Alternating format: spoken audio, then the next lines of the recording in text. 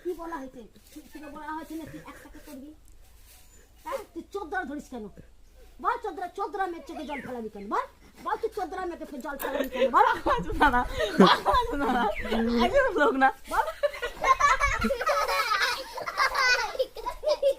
চোদ্দরা মেয়েকে জল ফেলাবি কেন? ও আসছে, কে আসছে? কেন কেন আসবে কেন? বল ছাড়বি কি ছাড়বি কিনা না তুই বল তুই ছাড়বি কিনা কিসের জন্য? তাহলে তুই কি করবি? বল কি খেয়ে বল কে আচ্ছা